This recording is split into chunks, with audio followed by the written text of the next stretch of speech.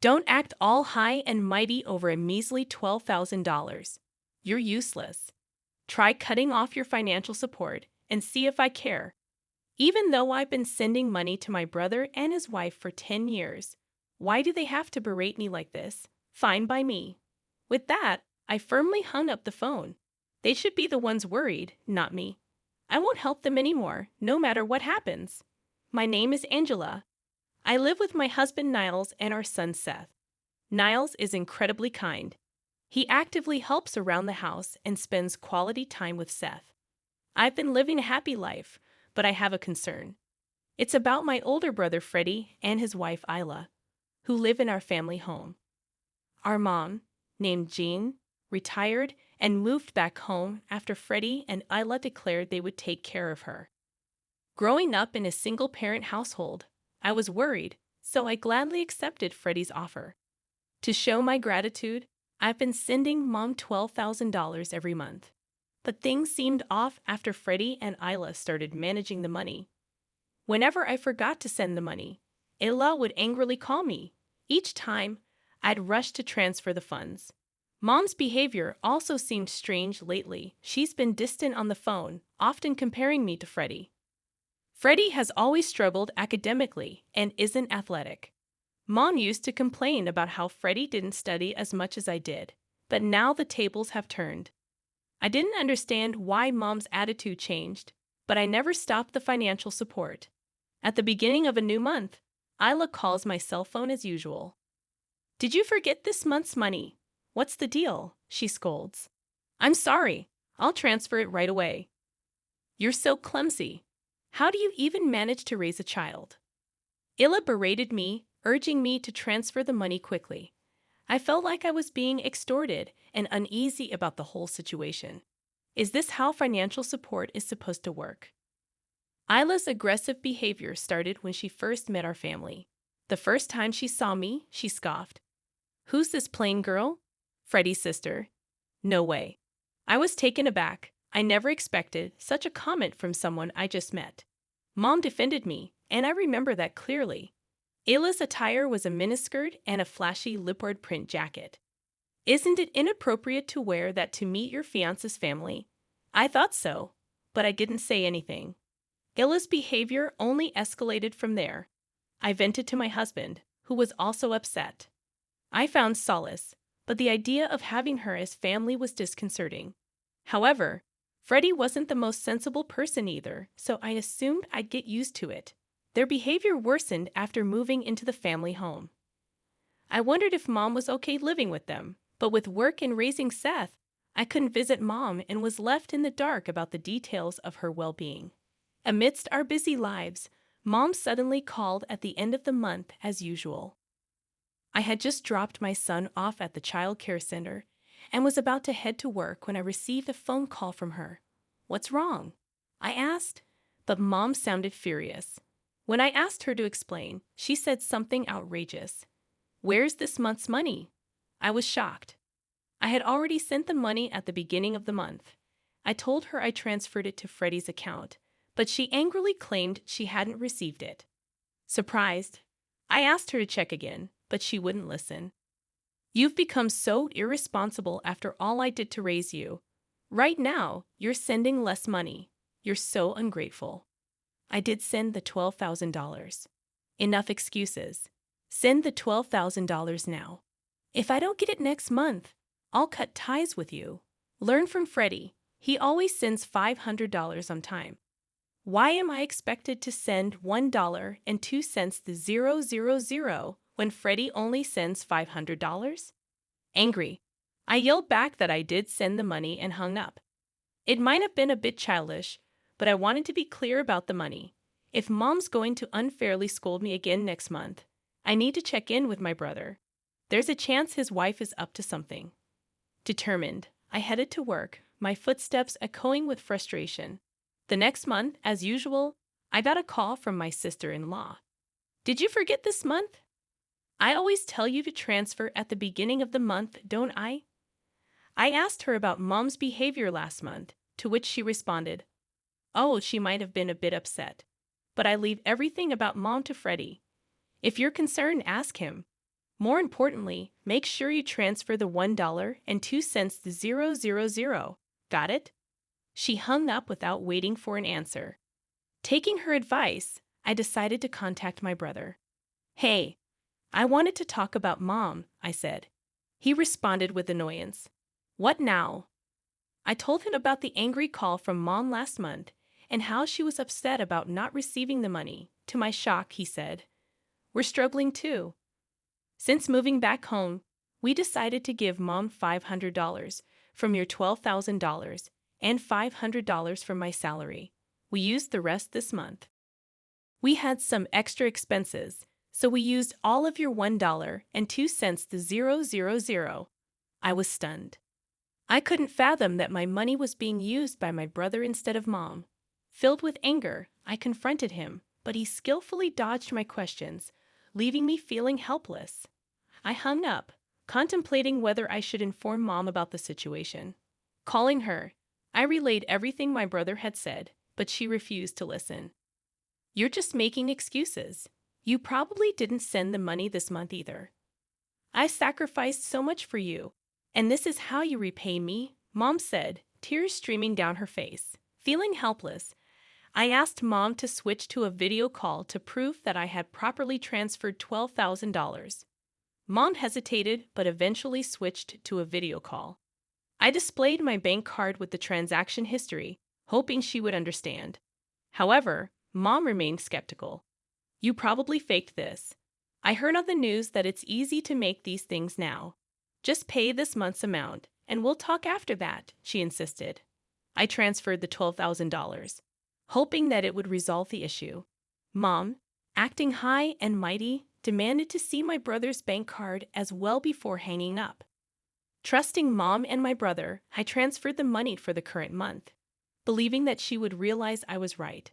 However, a few days later, I received another angry call from Mom. Confused, I waited for her to explain. She angrily claimed that she hadn't received the money for this month and was struggling to make ends meet. I insisted that I transferred the money on the day I called her and suggested checking with my brother. When I called my brother, he responded gruffly, claiming that Isla had the bank card, and it was none of my business how they used the money. Frustrated, I contacted my sister-in-law, who nervously laughed and admitted, "Oops, got caught. I saw the transfer from you and immediately withdrew the $12,000 to buy a designer bag. I plan to repay it soon, but I work part-time and haven't received my paycheck yet." I was incredulous. That money was intended for Mom, not for their leisure. Angrily, I demanded she return the $12,000. However, my sister-in-law snapped back, "Don't act all high and mighty over just $1.02 to 000. You're useless. You're a full-time worker. You must have more money. Just transfer another $1.02 to 000. I was furious. I couldn't believe my money was being used like this. That weekend, I went straight to my parents' house, and my brother and sister-in-law seemed surprised by my sudden visit. Mom welcomed me in, asking if I brought the money.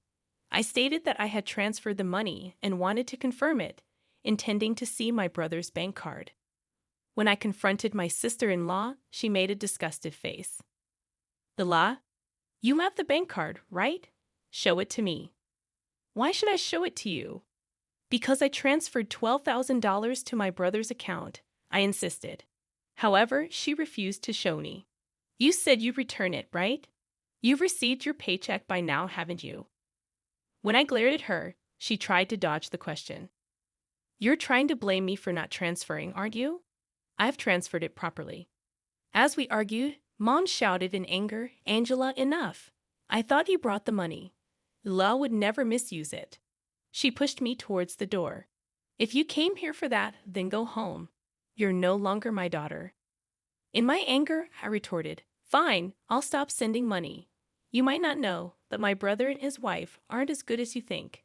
They told me they only give you $500 out of the $1.02 to 000 I send. They're deceiving you." "You're lying." "Then I won't send money anymore," I declared. My brother sneered. "Go ahead and stop. If you do, we're done." Gladly, I left my family home with those words. I'm done. I won't help them anymore, no matter what happens. When I told my husband about what happened at my family home, he comforted me, saying, Angela, you've been sending $12,000 for 10 years. It's okay to stop. Don't worry about it. Plus, your brother and his wife are there, right? They'll manage somehow. You're right. I'm sorry it came to this. It's okay. It's not your fault. Besides, sending money is a gesture of goodwill, right? Everyone's an adult. If they wanted to, they could get full-time jobs. You don't need to worry about them. Hearing that from my husband, I felt reassured. Right. Sending money is a matter of goodwill. My brother is an adult and has ways to earn money. I don't need to support my brother and mom's life, nor should I be forced to. I guess I've always felt obligated because I've been cleaning up after my brother and mom's mistakes for so long. I've always wondered why you had to take care of your family and brother. It seemed strange, but I thought you were okay with it. Then it was fine. But now your family is me and Seth, right? You can help your family and brother if something happens. But you don't need to guarantee their livelihood every month. Hearing that from my husband felt like a weight had been lifted off my shoulders. Then, in the middle of the next month, my mobile phone rang incessantly. It was my brother and his wife. I had planned to sever ties with them, so I was curious about the call. Hello? Why didn't you send money this month? I told you I'd stop. Besides, you don't need it. You have each other, huh? Are you sure about that? We're done. I have nothing to do with you anymore, I said, hanging up. That evening, my sister-in-law was waiting outside my house when I returned from work, holding my son's hand. I was taken aback as she approached me aggressively, berating me in the hallway of my condo.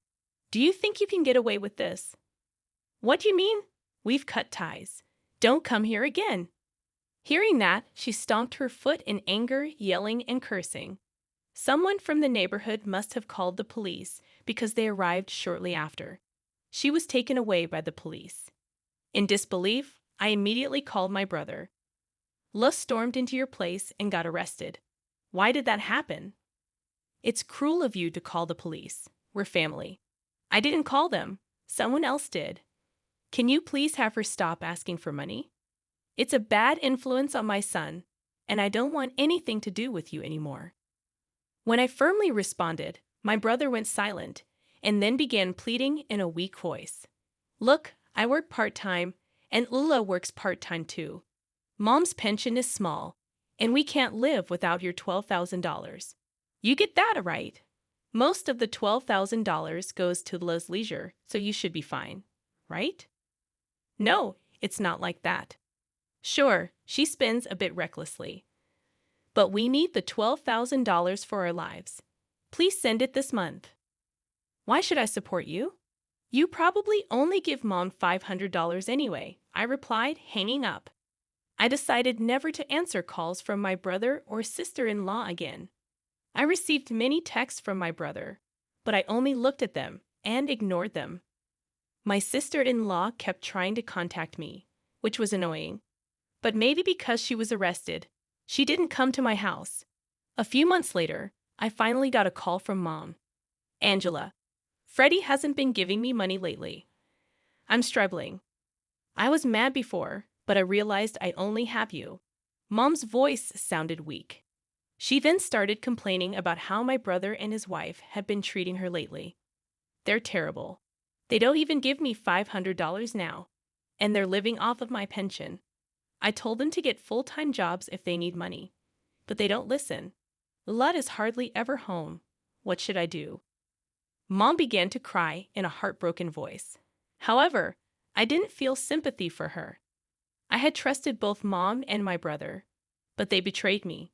On top of that, they told me we were done to begin with.